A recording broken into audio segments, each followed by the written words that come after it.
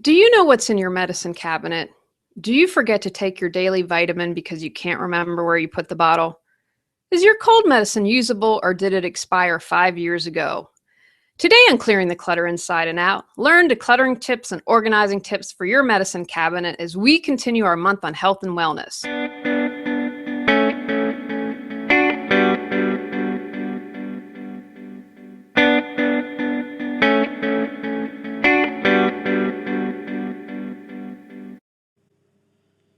Welcome to Clearing the Clutter Inside and Out with Julie Coraccio. Every Tuesday at 1 p.m., hear easy to implement tips on decluttering all areas of your life: physical, mental, emotional, spiritual, and energetic. Learn how to release clutter and get organized to create the life you choose, deserve, and desire.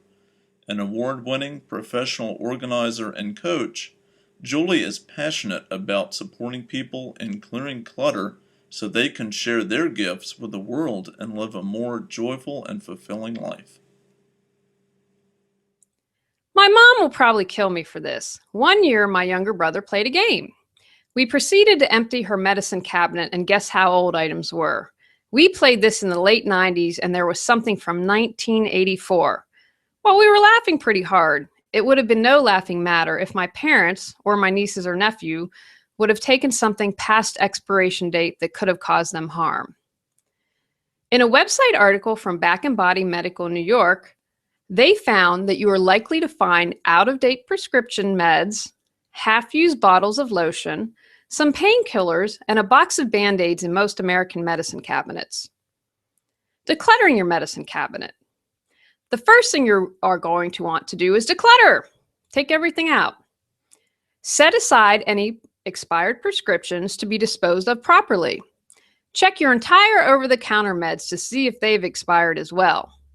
Age and exposure can harm meds, so it's a good rule of thumb to let go of anything you opened a year ago.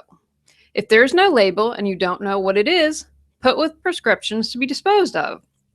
Next, categorize everything you have in groups that make the most sense to you. Disposing of medicines properly. It's very important that you do this, but like most things, I'm going to encourage you to do your own research. Google is definitely your friend here. And then you can make an informed decision for what's best for you. Medicines flushed down the toilet end up polluting our waters, impacting aquatic species, and contaminating our food and water supplies. Most medicines are not removed by wastewater treatment plants or septic systems. Scientists have found medicines in surface, ground, and marine waters, as well as soils and sediments. Even at very low levels, medicines in the environment hurt aquatic life. According to the U.S. Food and Drug Administration, most community drug take-back programs are the best alternative. Most communities today have these programs. Otherwise, most medicines can be thrown out in the trash, but many people believe that's not safe. Children as well as pets can find the medicines and take them. So I encourage you to most definitely seek out a community take-back program. Are you looking for information on how to get organized and reduce clutter? Have you wanted to hire a professional organizer, but it's not in your budget? Do you just need some quick professional advice on clutter or organization? Our clutter-free living classes and how to organize your life office hours support you in becoming free, moving forward, and achieving success. Learn more at reawakenyourbrilliance.com. Medicines to store. Here are the staples most medicines cabinets should have. If you like to take the natural route, you should be able to find an alternative medicine for most of these. Painkillers. Have a few different types on hand to treat different types of pain. Aspirin, ibuprofen, and acetaminophen, an antihistamine and decongestant. Cold and flu remedies. Cough medicine, either a suppressant or expectorant. Gastrointestinal remedies, think Pepto-Bismol and a kind of antacid. First aid kit. To treat minor injuries, a basic first aid kit should contain Band-Aids, sterile dressing, medical tape, tweezers, eye wash, antiseptic cream, an ace bandage, and thermometer. You might also want to have calamine lotion, Epsom salts, antibiotic ointment, petroleum jelly, cotton pads, and baking soda. By keeping your medicine cabinet well stocked and up to date, you may be able to save yourself a trip to the doctor. Note, your bathroom is not the best place to keep medications, as the heat and moisture from the shower can speed their deterioration. A better choice is to keep them in a cool, dark, dry space, such as a linen closet or kitchen cabinet. If you have children, you may want to select something you can lock. Organizing your medicine cabinet. Now that you have everything you need, let's put it back organized. First, take the time to give your medicine cabinet a good clean if it's been a while. You will want to store the things you use frequently, such as toothpaste, deodorant, razors, and tweezers. If you use it daily, put it here.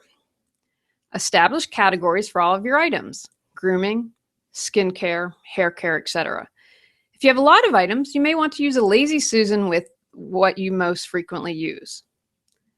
Plan on going through your medicine cabinet each year for a thorough cleaning and decluttering. Labeling. From this point forward, label all of your medicines if they aren't clearly labeled. Most prescriptions should be labeled, but if you have something like a cream, the box usually has that information. Most times we take that box and recycle it, and then we don't have the original prescription. So make sure you label and include name, drug, date, and what it's used for. You may also wish to label inside your medicine cabinet as well to make it easier to find things. Backup for emergencies. If there is a medicine that you take regularly, are you prepared for an emergency? Most medicine I take seems to last a year. Get an extra prescription to keep in your emergency bag in case you need to leave town due to a natural disaster. If you would have to relocate, it may take time to get a doctor and receive a new prescription. This way you'll be prepared. Check your medicine, and if it's near expiration, swap it out with your newer bottle. Have a place where you keep your prescriptions. With the ease of smartphones, I also suggest taking a picture so you have a copy as well. Takeaways from today's podcast. Properly dispose of any expired medicines. Community give-back programs are the safest. Keep your medicine cabinet stocked with the basics and check annually to remove anything open and unused after a year.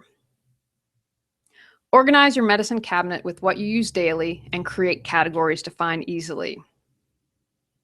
Go out, clear the clutter to create the life you choose, deserve, and desire.